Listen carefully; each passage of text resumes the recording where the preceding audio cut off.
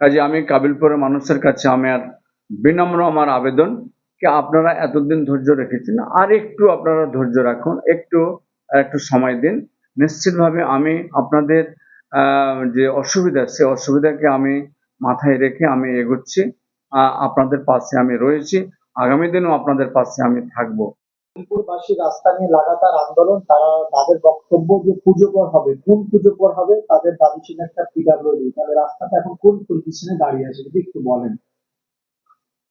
দেখুন, গতকালকে আমরা ৭৯তম স্বাধীনতা দিবস উদযাপন করেছি। সকলকে আমি শুভেচ্ছা অভিনন্দন জানাই। আগামী দিন সকলেই আমরা ঐক্যবদ্ধভাবে আমরা সম্প্রীতি ভ্রাতৃত্বকে বজায় রাখবো। তাহলে আমরা সকলে আমাদের সমাজ, পরিবার, আমাদের দেশ উন্নত হবে। বিষয় হচ্ছে কাবিলপুরের রাস্তা আর কি। এই কাবিলপুরের রাস্তা, কাবিলপুরের মানুষের দীর্ঘদিনের তিনাদের দাবি। আমিও সে রাস্তা দেখার জন্য গিয়েছি, সঙ্গে বিডিও, সঙ্গে আমাদের জেলা পরিষদের সভাধিপতি, ইঞ্জিনিয়ারকে নিয়ে যাওয়া হয়েছে যেন এই রাস্তাটা দ্রুত হয়। কাবিলপুরের মানুষের একটা দাবি ছিল যে এই রাস্তাটা আমরা পিডাব্লিউডি থেকে চাই আর কি। পিডাব্লিউ থেকে তিনাদের একটা ধারণা যে পিডাব্লিউডি থেকে হলে পরে এটা ড্রেন সহ হবে আর কি। আমরা পিডাব্লিউডিতে প্রথমে পিডাব্লিউডি দপ্তরের মন্ত্রী তিনাকেও জানিয়েছি। তিনি আমাদেরকে জানিয়েছিলেন যে এমপি সাহেব, আপনি যেমন আপনার দিক থেকে একটা এই রাস্তার দাবি রাখছেন, তো অন্ততপক্ষে একটা সরকারিভাবে যদি আমাদের জেলা প্রশাসন থেকে যদি হয়ে যায় তাহলে আরও ভালো হয় আর কি। সেটাও আমি ওই বিধানসভা থেকেই মন্ত্রীর ঘর থেকে বেরিয়েই আমি ডিএম সাহেবকে ফোন করে জানাই। ডিএম সাহেবও সে চিঠি প্রপোজালটা করে দিয়েছে। এখন হচ্ছে কি, এটা একটা দেরি হচ্ছে, সরকারি প্রক্রিয়া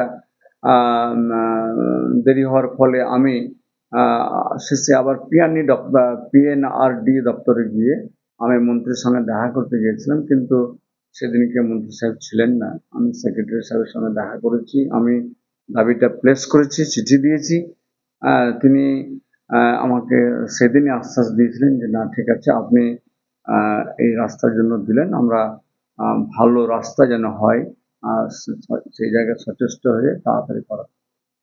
আমি ২১শে জুলাই আমার দিল্লি যাওয়ার ছিল, কিন্তু আমি এই কাবিলপুরের মানুষের দাবি বা তাদের অসুবিধা দেখে আমি কিন্তু সেদিনকে নিজে ঠিক করলাম যে কি না, আমি দিল্লি আজকে যাব না।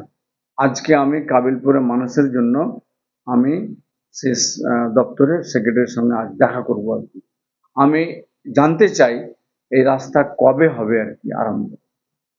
তো যাই হোক, আমার দিল্লি যাওয়া একদিন দেরি হলেও কাবিলপুরের মানুষের জন্য আমি গিয়েছিলাম। সেই সময়ে তিনি আমাকে আশ্বাস দিয়েছেন সেপ্টেম্বর ফার্স্ট উইক সেকেন্ড উইকের মধ্যে টেন্ডার হয়ে যাবে। কাজে আমরা আশা রাখি এটা দ্রুত কাজ এগুচ্ছে আর কি। রাস্তা হোক, এটা আমিও ব্যক্তিগতভাবে চাই আর কি। শুধু সাংসদ নয়, আমি ব্যক্তিগতভাবেও চাই। মানুষ যে কষ্ট পাচ্ছে, ছাত্রছাত্রীরা, যে সমস্ত রোগী, তাদেরকে হসপিটালে যাওয়ার জন্য যে প্রয়োজন, তাতে যে কষ্ট হচ্ছে, তাতে আমি সব দিক দেখেই আমি বলছি যে রাস্তাটা দ্রুত হোক আর কি। আমি আগামীকালকে আবারও দিল্লি যাচ্ছি, যেহেতু সংসদ অধিবেশন চলছে। আমি ৫ দিন ৪ দিন পরেই সংসদ চলবে ২১ তারিখ পর্যন্ত।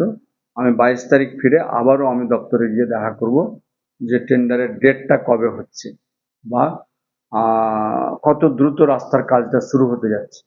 কাজে আমি কাবিলপুরের মানুষের কাছে আমার বিনম্র আমার আবেদন কি আপনারা এতদিন ধৈর্য রেখেছেন, আর একটু আপনারা ধৈর্য রাখুন, একটু সময় দিন। নিশ্চিতভাবে আমি আপনাদের যে অসুবিধা, সে অসুবিধাকে আমি মাথায় রেখে আমি এগোচ্ছি। আপনাদের পাশে আমি রয়েছি, আগামী দিনেও আপনাদের পাশে আমি থাকবো। কাজে একটু আপনারা সময় দিন। হ্যাঁ, এই আমি আশা আহ্বান আপনাদের কাছে রাখছি।